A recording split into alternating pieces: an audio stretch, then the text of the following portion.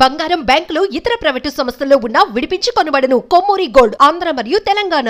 నమస్తే, welcome to our channel. నేను పద్మిని. ప్రస్తుతంతో పాటు ప్రముఖ ఆధ్యాత్మికవేత్త, వాస్తు జ్యోతిష పండితులు, లలిత ఉపాసకులు, వాస్తు జ్యోతిష శిక్షణ నిపుణులు బ్రహ్మశ్రీ నానాజీ పట్నాయక్ గారు మనతో పాటు ఉన్నారు. మాట్లాడదాం. సార్ నమస్తే. సార్ శ్రీమాత్రే నమః. సార్, ఒక వాస్తు నిపుణులుగా మీరు చెప్తూ ఉంటారు, ప్రతి వస్తువు కూడా రోల్ ని ప్లే చేస్తుంది. అవునండి, ఎగ్జాక్ట్లీ. అది ఉండాల్సినటువంటి ఏ వస్తువు ఎక్కడ ఉండాలో అక్కడ ఉండాలి. అందులో ఎటువంటి సందేహం లేదు.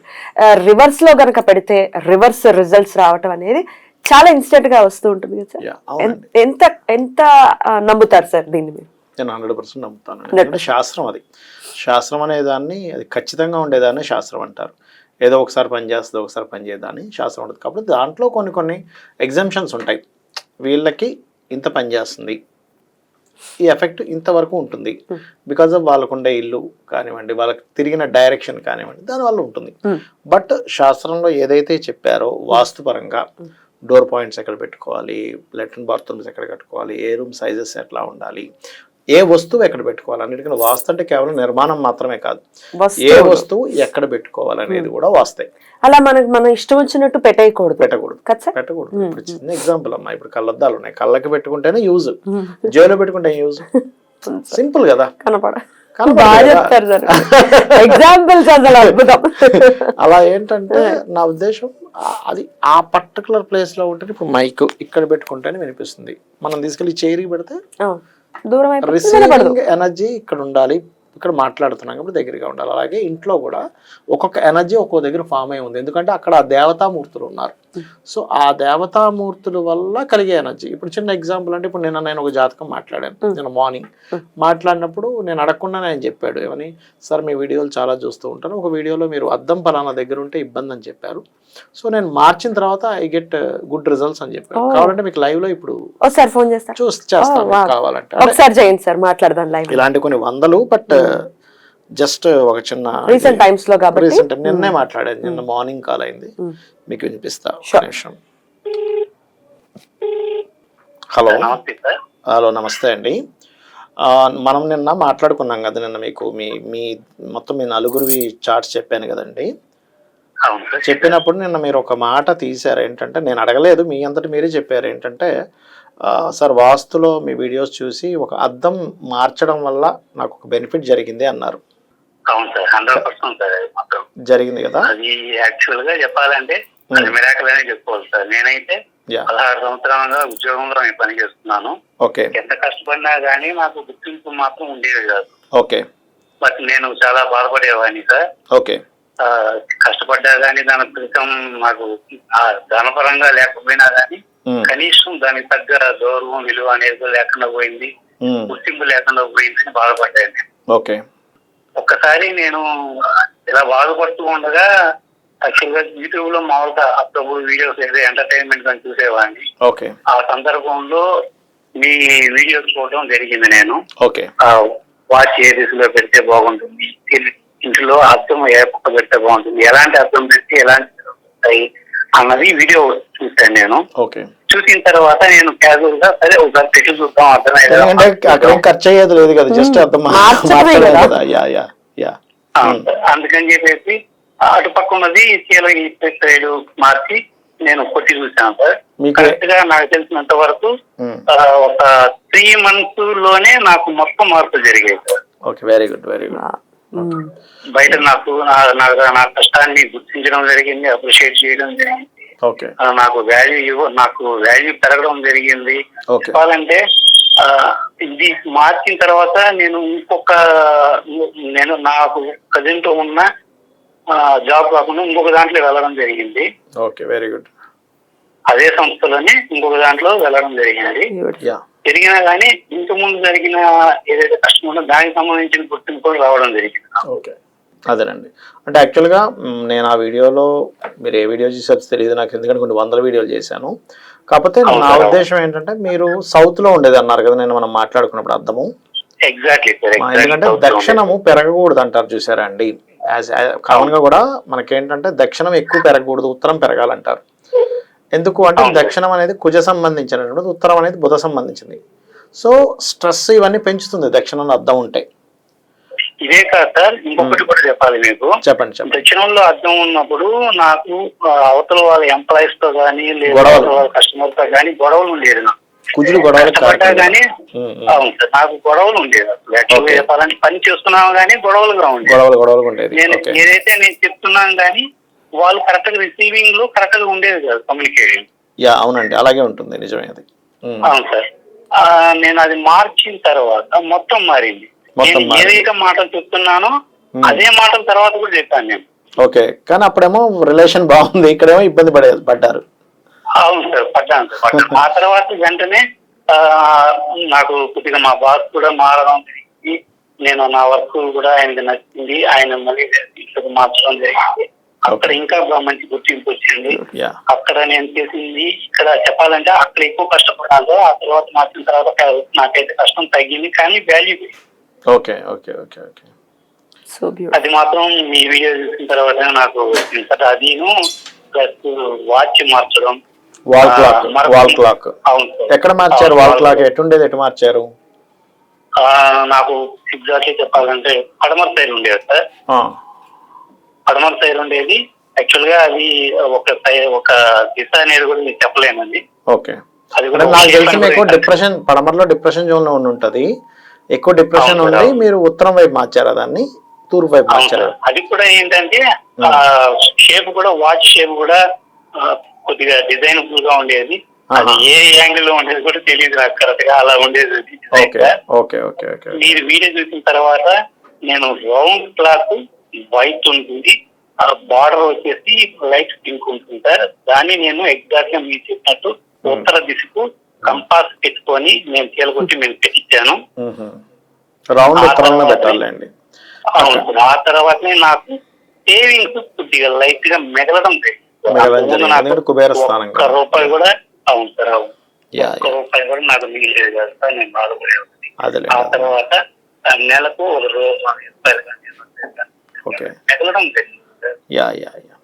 యాక్చువల్గా మీకు ఫోన్ చేయడానికి గల కారణం ఏంటంటే ఇంకొక 10 మందికి తెలిసి వాళ్ళు మార్చుకొని, స్వయంగా వాళ్ళు మార్చుకొని లబ్ధి పొందుతారు, అందరూ క్షేమంగా ఉండాలనే ఉద్దేశంతో మీకు కాల్ చేయడం జరిగిందండి. మరొక ముఖ్యమైన విషయం సార్, ఇంకొక మార్పు కూడా జరిగింది. నేను బయట వాళ్ళకి తెలియాలి, ఇది ప్రాక్టికల్ గా నేను అనుభవించాను కాబట్టి. ఓకే, ఉత్తరానికి ఈశాన్యానికి మధ్యలో మా ఇంట్లో రెడ్ చైర్స్ ఉండేది సార్. ఏం జరిగిందండి? రెడ్ ప్లాస్టిక్ చైర్స్ పెట్టేది అంటే. ఓకే, రెడ్ ప్లాస్టిక్ చైర్స్ ఉండేది. నేను క్యాజువల్ గా అనుకున్నాను, రెడ్ ప్లాస్టిక్ చైర్స్ అంటే మా దానికి ఏముండదు అనుకుంది. కానీ ఒక వీడియోలో దాని గురించి కూడా మీకు చెప్పడం జరిగింది. హెల్త్ మీద చూపిస్తుంది అని చెప్పాను. అవును సార్, దాని గురించి కూడా మీకు చెప్పడం జరిగింది. దాని వెంటనే నేను ఆ పిక్చర్స్ కంప్లీట్ గా నేను తీసేసి ఇంచుమించు వైట్ కి నియర్ గా ఉన్న కలర్లు తీసుకుని వచ్చి 2 కేసులు వేసాను అక్కడ పెట్టారు. ఓకే, అక్కడ పెట్టాను. పెట్టిన తర్వాత మార్పు వచ్చింది ఏంటంటే, నాకు ఇంట్లో ప్రతి ఒక్కరికి ఒక్కసారి ఫీవర్ గానీ జలుబు కానీ ఒక ఏదైనా సమస్య కానీ వచ్చింది అంటే దానికి నెలల తరబడి మేము బాధపడడం, మళ్ళీ టెస్ట్ చేసుకోవడం, 1 by 1 రౌండ్ ఆఫ్ అన్నమాట. ఒకరు తగ్గితే ఇంకొకరికి రావడం ఉంది. చెప్పాలంటే ఒక సంవత్సరంలో ఒక్కొక్క పర్సన్ 5-6 సార్లు మేము హాస్పిటల్కి వెళ్ళేవాళ్ళం. మాకు ఎలా ఉండేదంటే ఇల్లు చూస్తేనే నరకం లాగా ఉండేది. అందుకని చెప్పి మీరు ఎప్పుడైతే చెప్పారో ఇది ఒక్కసారి మార్చి చూద్దాం అని చెప్పి నేను కొత్త చైర్ తీసుకొని వచ్చి అక్కడ వేయడం జరిగింది. మిరాకిల్ సార్ చెప్పాలంటే ఆ 1 year లో మేము జ్వరము గాని, దగ్గు గాని, జలుబు గాని ఏటికి నేను హాస్పిటల్ జోలికి వెళ్ళలేదు. అది కాకుండా ఇంకా కొన్ని ఖచ్చితంగా సార్ అమ్మవారి దయ అనేది మీరు చెప్తున్నారు, కానీ మీ దయ నేను చెప్తున్నాను సార్. ఎందుకంటే ఇలాంటి వాల్యుబుల్ ఇన్ఫర్మేషన్ తెలిసినా గానీ 10 మందికి చెప్పాలి అనే ఉద్దేశంతో 10 మందికి మంచి జరగాలనే ఉద్దేశం కొంతమందికే ఉంటుంది. మీడియా పరంగా వచ్చి మీరు చెప్పడం జరిగింది, నాకు మంచి జరిగింది. ఇలాగే 10 మంది ఇంకా వీలైనంత వరకు చేరాలి, అందరికి మంచి జరగాలి. అదేనండి. థ్యాంక్ యూ సో మచ్ అండి. So beautiful, very inspiring. Thank you. Right అండి, అమేజింగ్ సార్. అంటే వీడియోని ఎంత క్లీన్ గా అబ్జర్వ్ చేసి కంపాస్ పెట్టుకుని మీరు చెప్తారు, మీరు కంపాస్ పెట్టుకొని చూసుకొని చేసుకోండి అని. మా ఇంట్లో కూడా ఇవన్నీ చెప్పారు మీరు. అంటే ఒకటే నా ఉద్దేశం ఏంటంటే, ఇప్పుడు అందరూ కన్సల్టేషన్ తీసుకోవాలి చూపించుకోవాలంటే కుదరదు. మనం అన్ని విషయాలు చెప్పేసాం, ఏ వస్తువు ఎక్కడ పెట్టుకోవాలి ఎట్లా తీసుకోవాలి మీకు మీరుగా చేసుకోవచ్చు మన వీడియోలు చూసుకోవాలి. యాక్చువల్గా ఏంటంటే నా ఉద్దేశం ఏంటంటే మహర్షుల గొప్పతనం, మన గొప్పతనం 1% కూడా కాదు, అమ్మవారి అనుగ్రహము మహర్షుల గొప్పతనం. ఆయన చెప్పింది 100% కరెక్ట్ సార్. ఎందుకంటే నేను చాలా మందిని చూసాను, నిజంగా నాలెడ్జ్ ఉన్న వాళ్ళు వచ్చి చెప్పరు. ఎందుకు మనకి అంత తెలుసుకోవాలని, కానీ యోగ్యం ఉంటే వాళ్ళు తెలుసుకుంటారని అంటే నాకు మనసు కలక్కమంటుంది, బాధ అనిపిస్తుంది. అరే ఎంత మంది ఇబ్బంది పడుతున్నారు, ఇబ్బంది పడద్దు, మన శాస్త్రం ఉందే ఇబ్బంది పడకుండా ఉండాలని. వాళ్ళకి తెలియదు, పామర్లు చదువుకోలేరు, వాళ్ళకి తెలియదు, వాళ్ళని ఎవరు కాపాడతారు? థ్యాంక్ యూ సార్ వచ్చి చెప్తున్నారు సబ్జెక్ట్. ఇట్లాంటివి చాలా వస్తుంటాయండి, అందుకో మనకి ఎందుకో సడన్ గా వచ్చిందని ఆ టాపిక్ వచ్చిందని ఆయన చాలా కాల్స్ వస్తుంటాయి రోజుకి నాకు ఇట్లా. అయితే ఒకటేంటంటే ఇక్కడ నేను చెప్పేది సబ్జెక్ట్ ఒకటే, ఇక్కడ ఏంటంటే మీరు ఏ వస్తువు ఇంటి నిర్మాణంతో పాటు మనకి విశ్వకర్మ ప్రకాశిక అనేటువంటి గ్రంథంలో, సాంస్క్రిట్ గ్రంథంలో చాలా స్పష్టంగా అసలు మీరు ప్రతి డైరెక్షన్ మంచిదే, మీకు ఏ డైరెక్షన్ పనికి వస్తుంది, ఏ పదంలో ఉండాలి ద్వారం అనేటువంటిది చెప్పబడింది, ఎక్కడ ఎలా నిర్మాణం చేసుకోవాలో చెప్పబడింది. అంతేగాని నా కూలగొట్టేసేయాలని కాదు, అక్కడ పర్ఫెక్ట్గా ఎలా చేసుకోవాలి. ఒకవేళ చేసుకున్న తర్వాత ఏదైనా తప్పిదం వస్తే చిన్న చిన్న రెమెడీస్తో, నా ఉద్దేశం ఏంటంటే చిన్న చిన్నగా, ఇప్పుడు ఒక వస్తువు ఒక దగ్గర ఉండడం ఈజ్ మోస్ట్ ఇంపార్టెంట్. ఎక్కడ పెడతా, ఇప్పుడు ఒక వస్తువు ఒక దగ్గర ఉండాలి అనేటువంటిది ఎక్కడుందండి అని మీరు అనొచ్చు.